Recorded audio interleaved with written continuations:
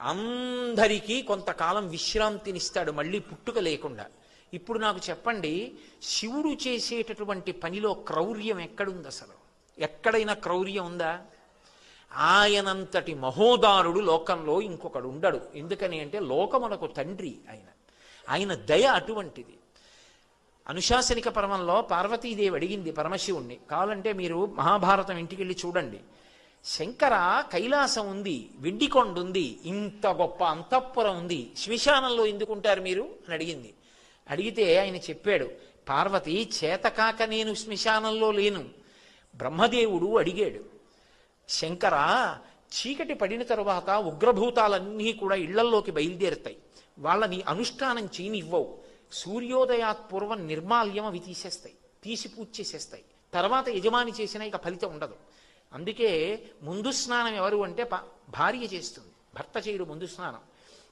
భార్య పని ఏమిటంటే ముందు నిర్మాల్యం తీసేస్తుంది, భర్త పూజ చేస్తాడు. ఎందుకంటే ఆయన అనుష్ఠానం చేసుకోవడానికి పూజ చేసి వచ్చే లోపల పూజామందిరం తుడిచి కడిగి ముగ్గు పెట్టి మడినీళ్లు పెట్టి చెయ్యాలి కదా. నిర్మాల్యం తీయడం భార్య పని. అందుకే ఇప్పటికీ శ్రీకాళహస్తిలో శివలింగానికి ముందు అభిషేకం చేయరు, జ్ఞానప్రసూనాంబకి ముందు అభిషేకం. ఇల్లాలు ముందు స్నానం అనడానికి గుర్తు అక్కడ. కాబట్టి శంకర, ఈ ఉగ్రమైనటువంటి భూత ప్రేత పిశాచములన్నీ ఇళ్లల్లోకి వచ్చేస్తాయి. అవి రాకుండా ఉండాలంటే వాటిని కాసేపు తమాషా చేసి అట్టే పెట్టాలి. అందుకని శ్మశానంలో ఆయన నర్తన చేస్తుంటాడు. ఆ నర్తన చేస్తూ అవన్నీ అక్కడ కూర్చుంటాయి. రెండో కారణం ఎందుకుంటానో తెలుసా పార్వతి?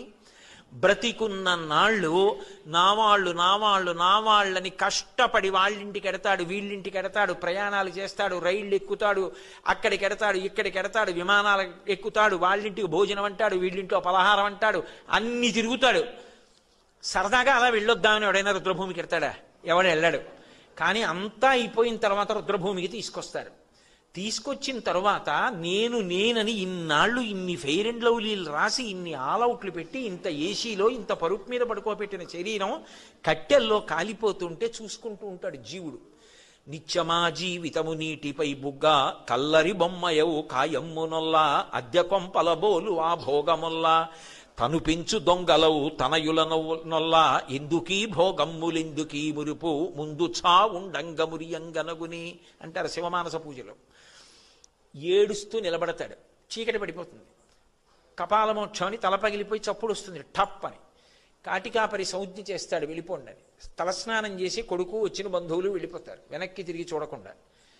తాను ఒక్కడే నిలబడి ఉంటాడు, చీకటి పడుతూ ఉంటుంది, దాటి వెళ్ళడానికి లేదు. అయ్యయ్యయ్యో, వీళ్ళందరినీ నమ్ముకున్నాను, మా ఆవిడని ఇంత పిచ్చి